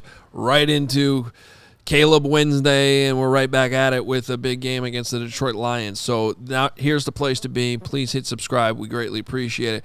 Nahshon Wright had a very interesting game. Former Viking, was on the Vikings last year. Big pick 6. Also had a weird sort of freak injury. Hopefully he's okay. The fact he's talking after the game is a good sign. But here is new Bears corner Nahshon Wright, who was put in a big spot tonight and delivered with a pick 6 after the game. I got released from Minnesota. I don't know exactly what day. I signed literally that day, well, not signed, but knew I was coming to sign maybe a few hours later, and I met with him as soon as I was done with physicals, and he was like one of the first people I met with, so that's kind of that's what I had. First of all, how do you feel with your knee? How's your knee feel? Oh, it was nothing with my knee. I was just cramping. Okay. Could you talk us through your interception? Just reading my clues. Knowing the ball had to come out fast, obviously, because we were in 0, and going to make the plays. Sorry. That's such a swing of emotions. Mm-hmm. You have a pick 6 like that. Yeah. You guys are in command, and you end up losing the game. Mm-hmm. How do you describe from your point of view? I mean, at the end of the day, the individual accolades don't matter once you don't win. You want to come out on top. By any means necessary. So, I mean, obviously it was a great play, but you want to finish. So, we've got to go back on the drawing board and learn how to finish. How did you, or the defense as a whole, feel the impact of not having Jalen and Kyler and TJ out there? I think we kind of just have a next man up mentality. We went through training camp with the guys who've made this 53, and obviously they put the 53 together the way they felt that was necessary, and we believe in the guys that are out there, no matter who's down, who's up. What happened on the pass interference? It was one of those ones where the ball was kind of underthrown, and then I kind of felt like he kind of stopped and kind of like pulled me in just a little bit. So smart play on his end. How do you explain, though, the penalties that really piled up tonight? We just have to play disciplined football. I think we kind of let him off the hook with those penalties for sure. Yeah, the penalties were tough tonight. Both sides of the ball. Even the ones Nahshon tried to get his head around on his. It was maybe a little bit too late, but there's no play in football that annoys me more than the underthrown PI. It's a bad ball by the quarterback. They shouldn't be rewarded for it. And he turned, but they got tripped up. Yeah. So I just there was just too many calls in this game that questionable. That were just 50-50. I mean, hearing Nahshon Wright, that's the hard part about this defense tonight. That should have been that should have been how we started this show, was how well they. Of course, in the fourth quarter you have the meltdown, 3 touchdowns given up, but not having Kyler Gordon, not having Jalen Johnson, not having T.J. Edwards, and you're dominating the game. Yeah. And he gets the pick 6. The house is rocking. You got him on the ropes, and then credit to Kevin O'Connell and J.J. McCarthy and the Vikings team for sticking it out. But you're missing arguably your 3 top players on defense, 3 of your top leaders on defense, and they just couldn't close the door. But, he was a training camp MVP, Nahshon Wright, and it showed tonight. And just see if these guys can come back against Detroit and help bolster that depth. After that pick 6, you're up 17-6, right? You got a chance to go for their jugular. End the game, right? Control the line of scrimmage with the run game, mix and match, get some long drives, right? And if you do have to punt it to them, you make them go the length of the field. But they made things easier for them. The offense kept going 3 and out at times. They had no consistency. So you're up 17-6. You got a chance to stick it to them, and that's really where they missed the mark. They couldn't sustain drives. They were going 3 and out. Then the offense, Minnesota gets the ball. They drive down 3 consecutive drives. But that's the sequence that was such a killer. I mean, they actually did get in the red zone there. They were driving. It was 17-6. And you get that very 50-50, probably not even 50-50 holding call on Darnell Wright. It was a bad call. It was not a good call, that's for sure. But even then, you're on the fringe of field goal range. You have to get some points there. And I get what Caleb's saying, but with the intentional grounding, he's trying to get the ball back to the line of scrimmage. But there just seems to be some times in this game where you're trying to do a little bit too much. You know what I mean? That scramble hero ball. It leads to some amazing plays like that throw to Rome.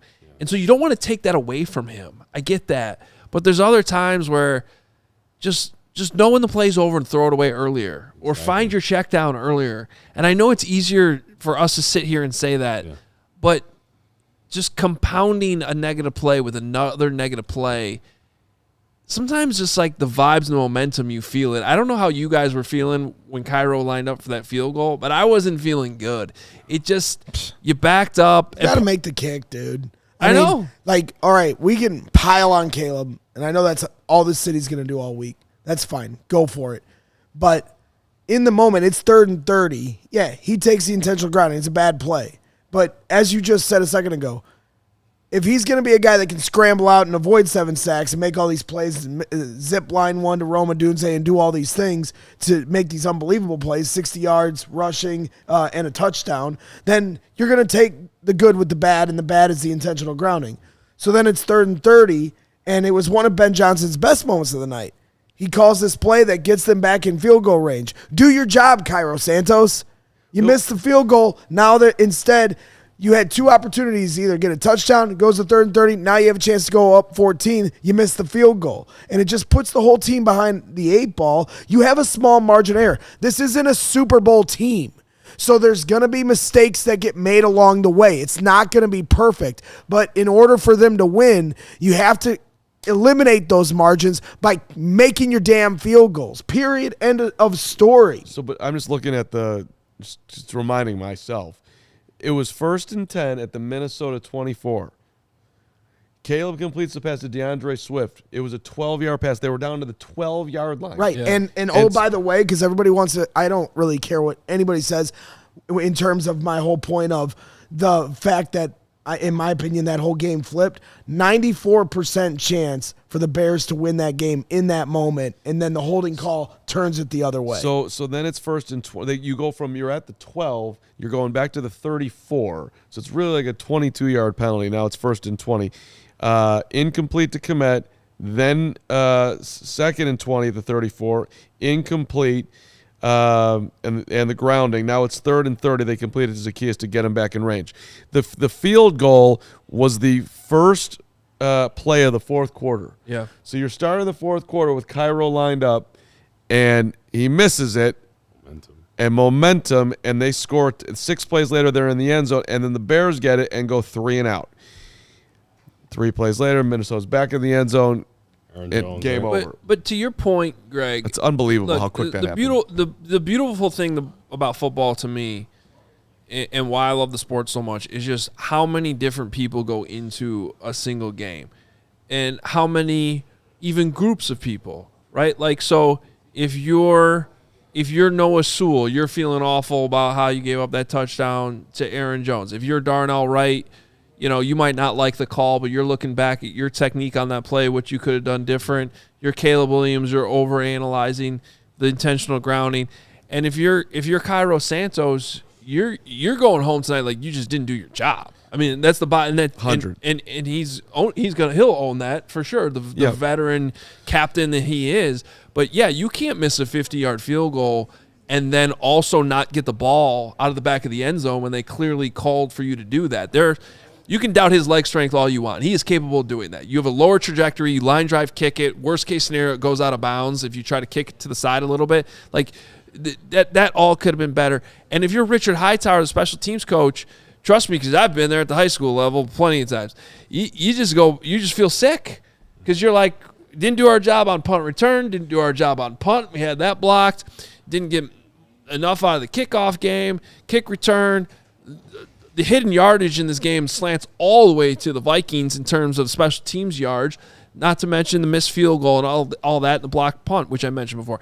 It's across the board, the blame game in this one. And it's both the beauty and the ugliness sometimes of football after a game like this, but no one's feeling good.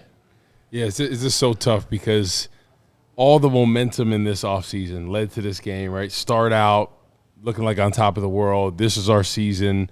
And I think this is the Bears offense that we thought we'd see. We thought we'd sustain it, and maybe it wouldn't be 40, 50 points, but we thought consistently maybe 30-something points this game, sustain some drives, and then all of a sudden it just went downhill. So it's really tough because, I think everyone had the expectation, especially like after that first drive, that the Bears offense has finally arrived. Right, this is the best Bears offense that we've seen. I think the reality is it's a work in progress, just like when Ben Johnson first came to Detroit. And I think we kind of have to hold our expectations, honestly, like until they can prove that they can get it done. Because this is a game that they should have won, even despite all the problems they had, penalties, offensive line, Caleb Williams. Should have won this game. Well, the problem also with losing this game, now you got to go to Detroit. That ain't going to be easy. You're staring at 0-2. Dallas coming in here. That feels like a win, but Dallas was awful competitive week 1. They had CeeDee Lamb catches the football. They might have knocked off the Eagles. That's no gimme. So that the noise, the pressure, all of it could build real fast here. To go 1-0 would have been huge. I mean, Yep. And it just didn't happen. All right, let's go out to Soldier Field. We are excited to bring in our guy Adam Jahns, first regular season post. And I don't know, Jahns, feels like you've covered games like this before. I have, yes. That is confirmed. Confirmed, yes, I have. What went the way you thought it would tonight? And what were you just sort of surprised by, especially the way in which this game just totally swung? I kept turning to Pat Norton during the game. Like, here it is, 17-6, and this building is going nuts. It's completely abuzz. The environment was electric. Fans are going nuts. Fans aren't sitting down. Fans are celebrating. But I turned to Pat Norton, our colleague. I go, there's a lot of time left in this game. we know how this plays out. We've seen games like this start really, really well, and things start to fade away. A couple quick possessions by the Bears, some momentum from the opponent, and things spiral. So was I shocked? Like what unexpected? I don't know. The whole thing felt like a very Bears-like game that I've seen and covered many a times, Adam, many a times. I'm curious what the offensive. It's always sometimes hard to judge all the offensive line play until you go back and watch it again. But I thought Braxton might have had a good night tonight. Yeah, I know you talked to Jonah Jackson. My first reaction on Jonah Jackson's game was he actually might have been the weak link on the line tonight. Just what did he have to say? What did you see? And yeah, just what can you tell us from the locker room on that? Well, the main conversation points with Jonah Jackson were the penalties, the pre-snap penalties, which you and I discussed in our last podcast, something that we thought would carry you over from training camp to here because we saw no signs of that stopping.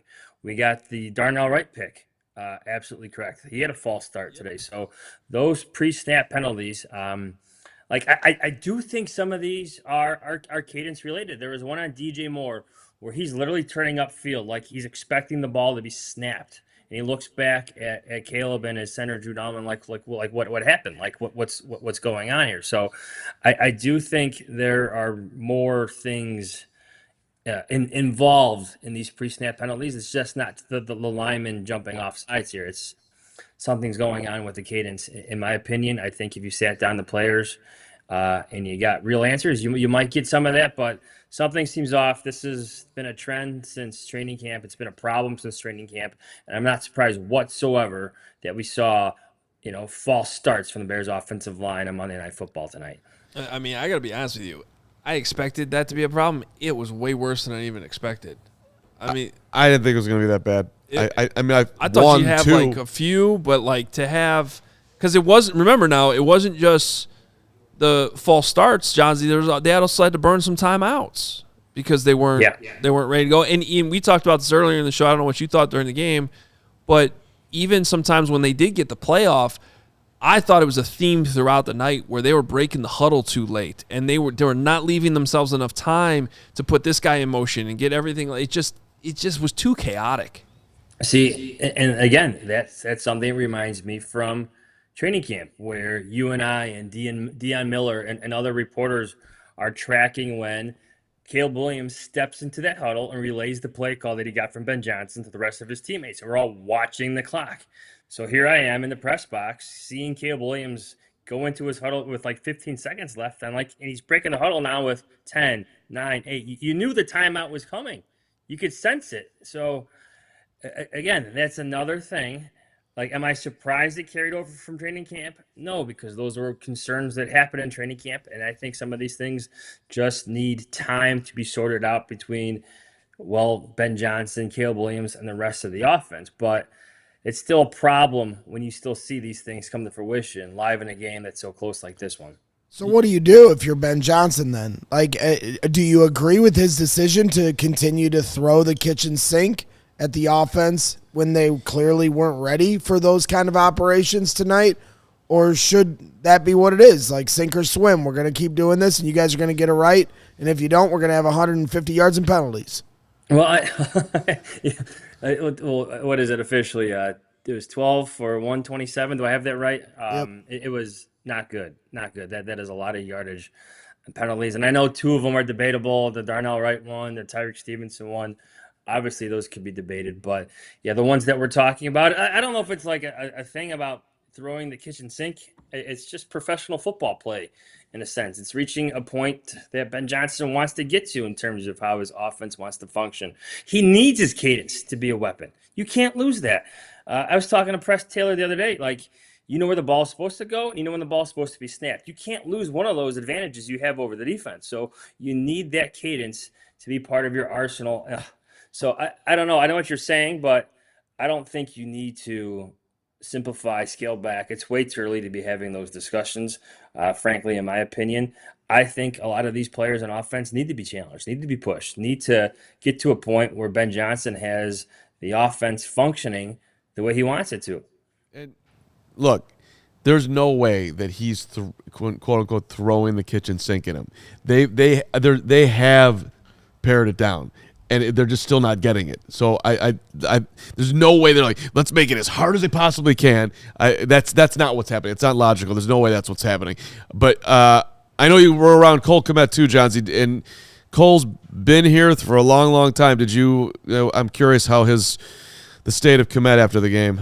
Yeah, to me, it's all about the details. And, there's times where you hear, answers about players being on their P's and Q's and, getting all those attention to details where it feels just like cliched like answers.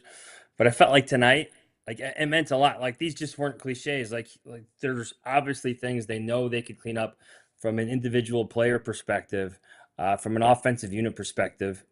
He knows these are things that were a problem in training camp and in the preseason. So to see them continue into Monday Night Football on week 1, obviously the veteran thought they were a problem. So I think he's putting this on the players to fix it. It's not just the coaches or the coaches connecting with the players in this regard. Ben Johnson getting what he wants from his offensive line and so forth. I think there's some players that need to fix things. At least that's the message I seem to get from Cole Kmet standing in a crowded locker room, at least around his stall. So, John, there's a lot of bad plays in this game. For you, what was the most disappointing, maybe not play, but maybe part of the game? If it was offense, defense, special teams, what was the most disappointing to you in this game? I guess, like you could sense the momentum completely shift in that fourth quarter. Like the vibe and the energy in this stadium, all those good things that I said existed early on, they were gone. Like there was this sense of doom and dread that set in Soldier Field. I think we all know that feeling. It's one of those, like here we go again feelings. And you're just looking for a player to step up and make a play. But here's J.J. McCarthy, like standing firmly in the pocket, delivering throw after throw. Like he got better. And I turned to my colleague sitting in press row. Like he's throwing with a little conviction right now. He's got a little juice in his passes. Like allowing J.J. McCarthy to find a rhythm when you had him locked up for 3 quarters. Like, and I think that's just not the defense, because I think guys like Dayo Odangbo really had great nights. It's having like, I'm going back to things I've heard forever, like having that complementary football where the offense delivers a drive where they answer, where they don't come off the field on 3 and out, or they don't have a short possession. They're able to answer all the good things that the Vikings were doing. You just never saw that come to fruition in the fourth quarter, where the Vikings just dominated and they had that 21-0, run on the Bears. And, I know you had a chance to talk to Grady Jarrett. Obviously, he's one of the leaders on that defense and in that locker room. What did he have to say in terms of how the switch got flipped in the fourth quarter? A lot of talking about like finishing, playing, full game, full 4 quarters and whatnot. But it was very apparent to me, talking to Grady Jarrett or being in that scrum and talking to Nahshon Wright, that pick 6 brought this place alive, where the defense, like they thought they had this. They thought they had the Vikings figured out. They felt the energy. They felt the momentum. They felt all the good things you want to feel on a primetime game. And then it disappeared. I think they kind of shocked a lot of players in that locker room, how they went from being up 17-6, right? Mm-hmm. 17-6. And like, that doesn't sound like here's the thing. Like, it sounded like a big lead in the game because of how much the Bears were dominating. But really, that's not a big lead at all. It's not. It's just a 2-score football game. So to see it slip away, there was some shock. At least that's the impression I got from some players in the locker room, that this really slipped away from them, even though a 17-6 lead isn't really that insurmountable, in my opinion.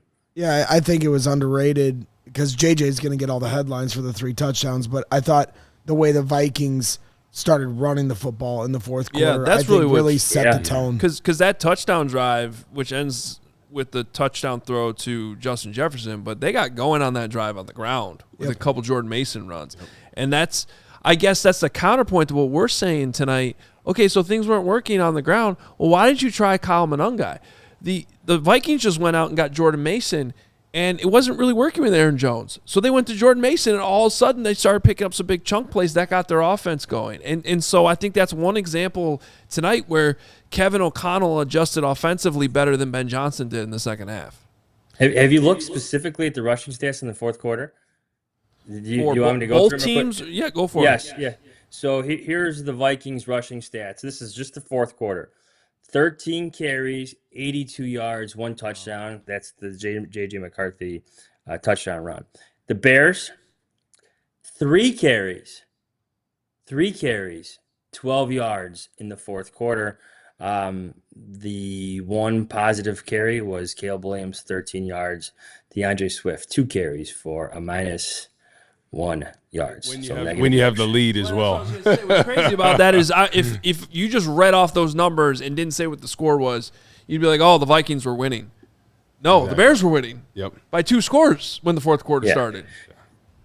It's not good. Zero sense. Yeah, and I think to your point about, like, I think there's some good things to say about this defensive line, but it just seemed to wear down in the fourth quarter. I'll have to go back and watch it a little bit closer, but when it comes to finishing, they just didn't do a good enough job. But that's the run game. That's the run game. That's them wearing down the Bears' defensive line. That's them putting the pressure on them. That's them taking, them getting off the ball and them taking the aggression to the Bears' defensive line. What grade do you give the coaching staff tonight, Jahns, on your way out here? And what grade do you give the quarterback? Give me a grade. Grades? You want grades? C's across the board? Yeah, that's what's found. I think that's fair, right? Like it wasn't horrendous. It wasn't brilliant. It was. There was a great start, and there was a lot of bad in between. They had a nice drive at the end. Cole Kmet made a great catch, one-handed catch down the seam. A nice, well-designed play to get the touchdown to Roma Dunze. But that was just a little bit too late. There was a lot of bad stuff in between that.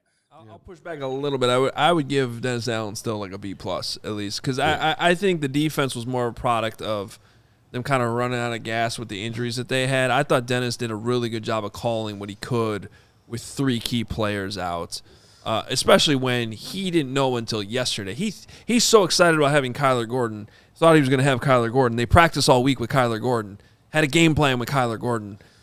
The other ones you knew you weren't going to have probably, but Kyler Gordon, to have that go out, like, that's a big adjustment you have to make last minute. And I thought overall Dennis Allen had a pretty good game. I mean, holding them at 254 yards of total offense. I mean, that's pretty dang good. They were in tough situations, let up some scores, but I thought they played pretty solid.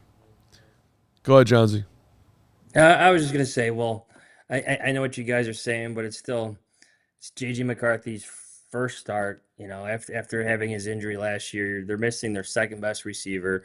Their starting left tackle is missing. So, I feel like the injuries, I guess they kind of balance out in a sense to me, at least in my opinion. Like, I thought he had a great game going for 3 quarters. I love the cover 0, the 7-man blitz to get that pick 6. Nahshon Wright gave some great answers on that, just on the clues he was reading. So, there's some great coaching going on, but I think you're just looking for that final sack, or maybe to my other point about maybe some complimentary football in the fourth quarter to get the defense off the field. So, you won me over there a little bit, guys, but I'm going to stand by my C+, maybe a B- if you kept me on the show. Would you have gone for it on 4th down in the first half or kicked the field goal? Oh, 100%. I would have totally gone for it on 4th down. The play was there. Right. The throw was there. He just has to complete that pass. Yep. Did you hear Ben Johnson after the game? He liked his play call. He has to go back and look at what Caleb saw, but even Caleb Williams said himself, that's when I have to hit. Yep. It was there. And then the last coaching decision at the end of the game, are you onside kicking it? Do you critique Ben at all for trying to go for the touchback when it didn't happen? I'm trying to steal all of our Hoge and John show tomorrow morning. 9 a.m. With your special teams question, absolutely. Thanks for taking that segment out of my show, Briggs. I appreciate that. No problem. I'm just trying to think about how many times we've seen Cairo Santos kick it out of the back of the end zone. I know he's done it, and I don't think it was really windy night, but this is the moment where he had to deliver it, and he didn't. So that was the plan. That's what they wanted him to do. He said, just in terms of what the information they were getting, this is Ben Johnson I'm talking about, just in terms of the information they were getting, if they kicked it out of the back of the end zone and they got the 3 and out, they would have had 56 seconds left, 50-something seconds left. And I think they have a fighting chance. At least that's what they believe. But I don't think, does he do it a lot? Oh, you would know. I don't think he does. He's capable. He's done it plenty. It's not a slam dunk, though. It's definitely, that's why I would have kicked it out of bounds. And I also don't understand why this 4th-round pick that you spent on Torrey Taylor, he can't figure out how to just be your kickoff specialist when you need a touchback. I feel like he should be able to do that, but they don't even try it. Can I ask you a special teams question? Is he taking too many steps on his punts? I need to look at that closer because I agree that the get off on the punts is not fast enough, and you could see that coming the entire game that there was maybe going to be a block.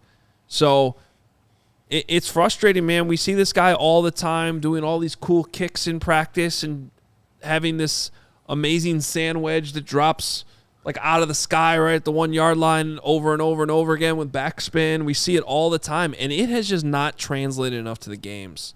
It just hasn't, and it's something they got to figure out. Special teams was bad tonight. It just was. All right, Johnsy, what are we going to read on allchgo.com tonight?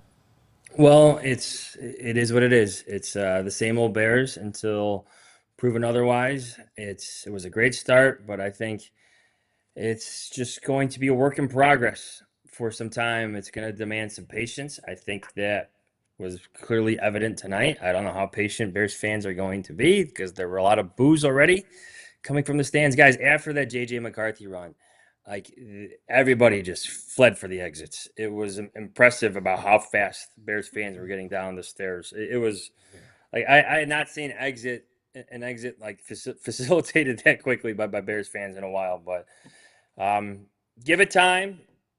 We'll see what happens. It's only week 1, 16 more to go. If you're not already a diehard, scan that QR code on the screen or go to allchgo.com/diehard. Sign up right now. A lot of great deals. And we are also going to be debuting a new joint column this week. Ooh. Jahns and myself. Ooh. So you got that to look forward to for our diehards as well. And a live Hoge and Jahns show at 9 a.m. tomorrow. So a lot coming up. Go get some sleep, buddy. See you, fellas.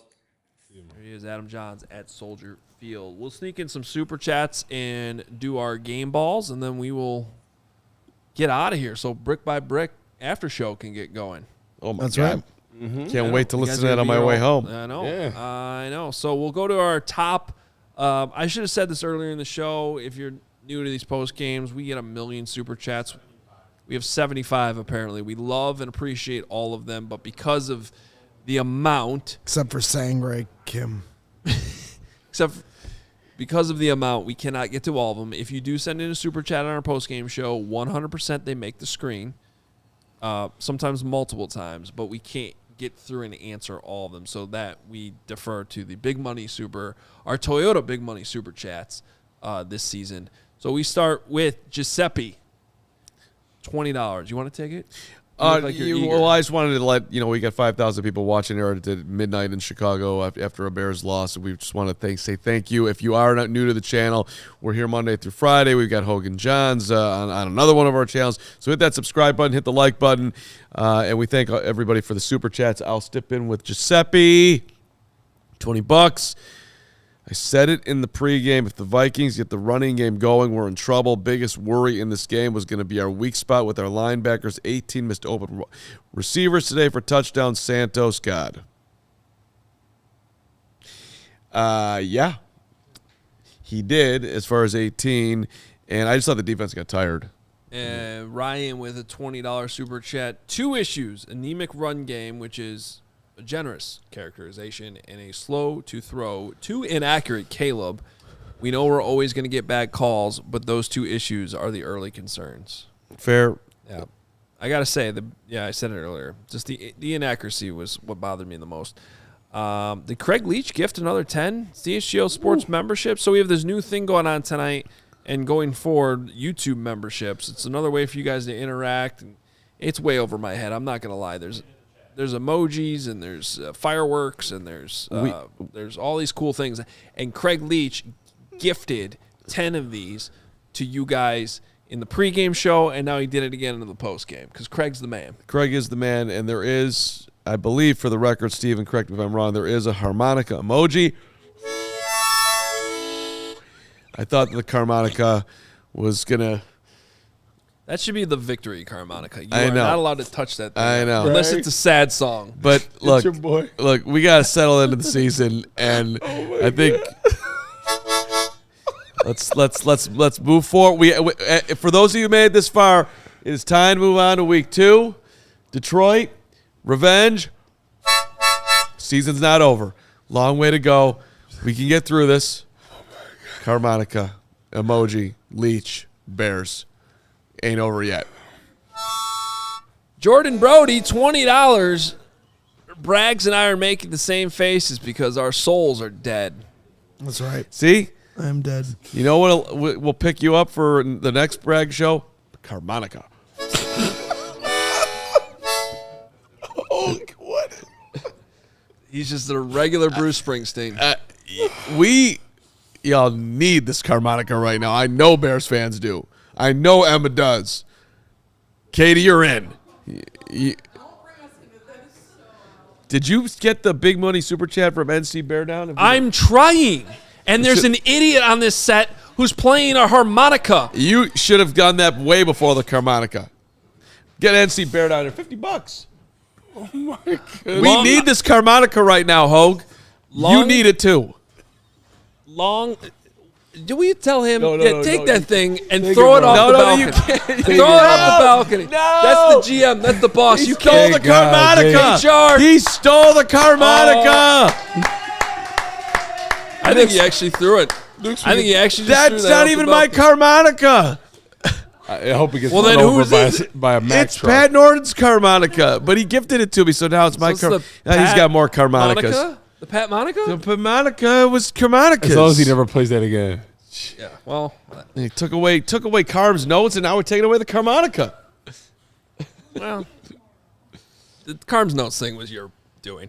NC Bear Down, $50. Longtime fan. I have a gut feeling this season is going to look similar to the 2022 Lions, hopefully.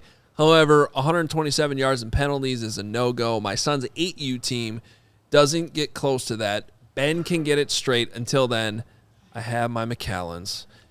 You know what? I'm actually there with you, NC Bear Down, because let the record show I did predict the Bears to lose this game, and I predicted them to win 10 games. So I am bullish on this thing getting better as the season goes on, much like the 2022 Lions. And I think Dan Campbell actually talked about this. Did I see that right on? I think I saw this today in his postgame presser, or maybe it was this morning, reminding everybody that everybody wanted him fired halfway through that season, wanted Ben Johnson fired.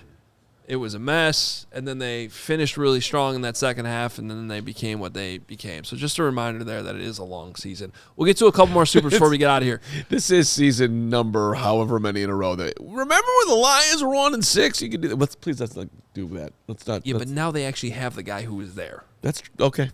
Maybe it'll happen this year. Please don't start 1-6. We'll bring it back next year. Please don't start 1-6. Please don't start 1-6. Hey, 1-8, wasn't it? We are going to do our game balls. They are sponsored by RC Cola. I don't know if you know, the Bears' run defense was soft in the second half, but RC Cola is not soft. RC Cola is not a soft drink. It's not. Just damn good cola. And win or lose, we are going to give game balls out to those who deserve it. I am going to start you off with the guy I did not expect to be giving this game ball to at any point in training camp or the preseason or pregame just a few hours ago. But Dayo Odangbo, you had a hell of a game, man. I don't know where that was all camp, but it's better that it shows up in the games. I'd rather you be Dayo Odangbo doing nothing in practice and a lot in the games than Torrey Taylor, who keeps showing it in the practices but not the games. So Dayo Odangbo, game ball to you, man, because you played really, really well tonight. Incredible run, pass. He did it all. I mean, a factor in there. Got a questionable hands to the face. It was kind of underneath. Yeah, I don't like that. But Let I mean, them play at the line. flying around he was the first one off the ball most of the time. That's what you need going forward. You're gonna wonder, is Montez Sweat gonna step up on the other side of him? Is he gonna step up? He needs it. Carm, who you got? Well, first off, I just want to say that I was really hoping that this post-game show we were going to get to do things like, oh, dang, Bo, and we could have some fun out here. But that didn't happen. Nahshon Wright, you get a game ball from me. That I watched Greg Braggs get out of his seat and storm off like we had won the Super Bowl. It was a phenomenal job, just in his back pedal, reading it, boom, made the play, untouched, sweet as hell, 17-6, felt like we were going 1-0. Didn't happen, but that you absolutely get a game ball for that. Yeah, other than those two guys, I mean, next in line probably got to be DJ Moore. I mean, what he was able to do. Played tough.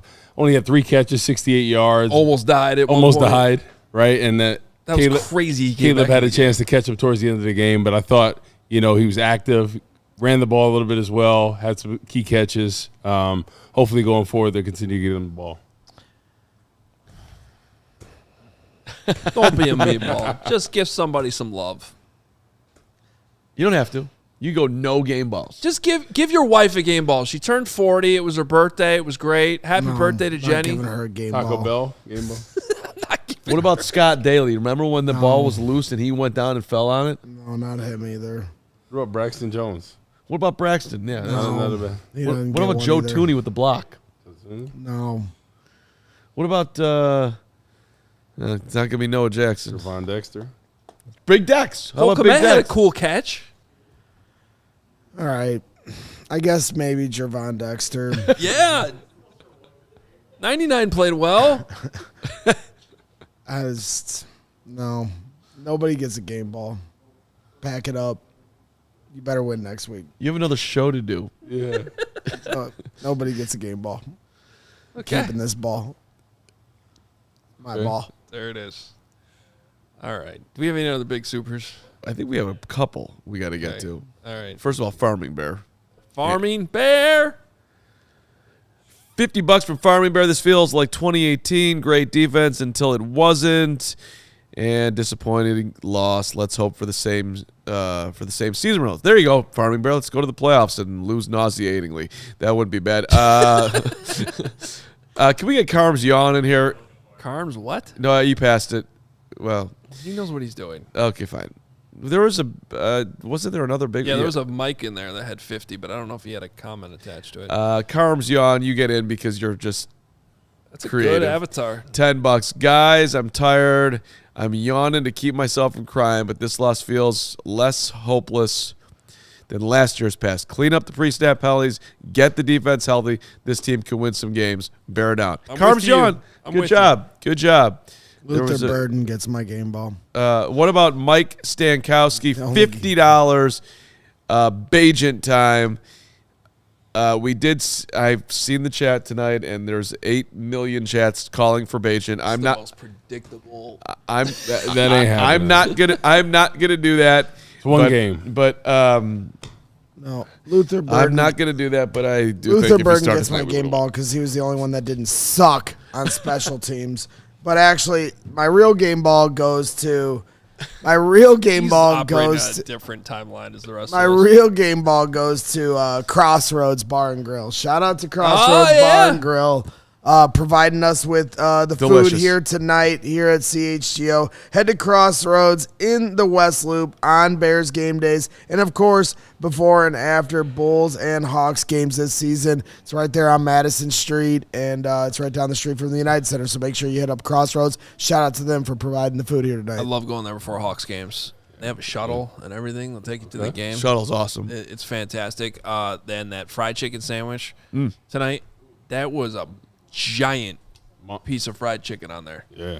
They do a nice job. You put the coleslaw on top of it. Oh, yeah. Somebody did that tonight. Little That was a good Chipotle move. mayo, I think. It was fantastic. Yeah. So shout out to Crossroads. Love that place. We are lucky to be next door to them. Before the UC, Crossroads. Don't mess it up. Yep.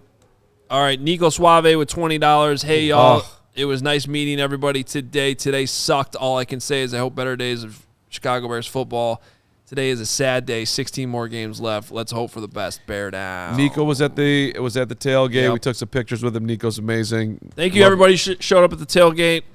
Carmen and I both walked away from there today being like, that was awesome. We needed that. We did. Yep. We so much appreciated. And then Carm walked with me 3 blocks the wrong direction, had me drive him back to the green line, but then got out of the car early.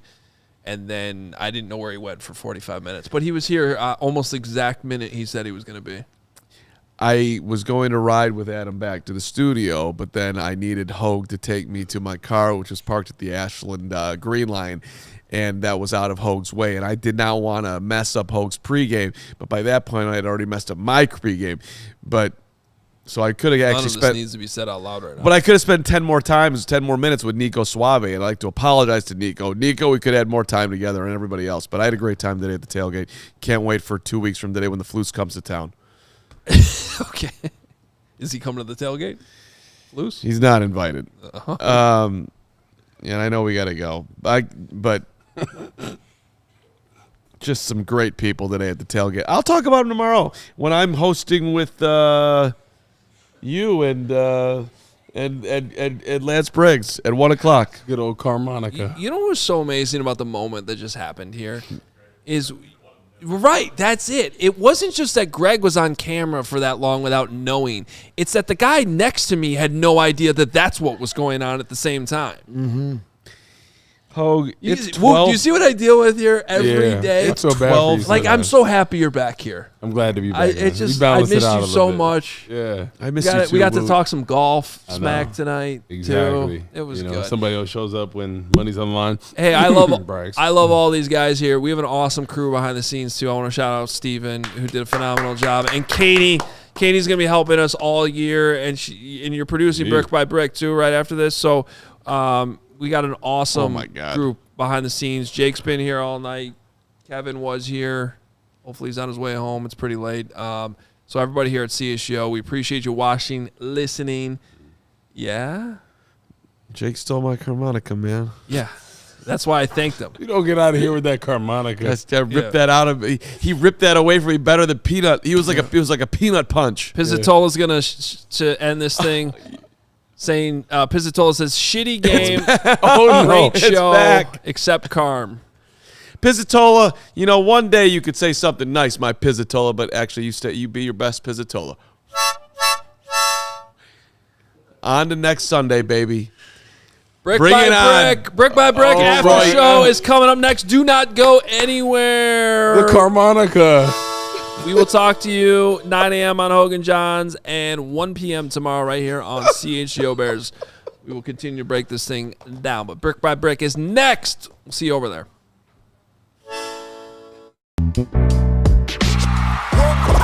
We all silly like the mayor.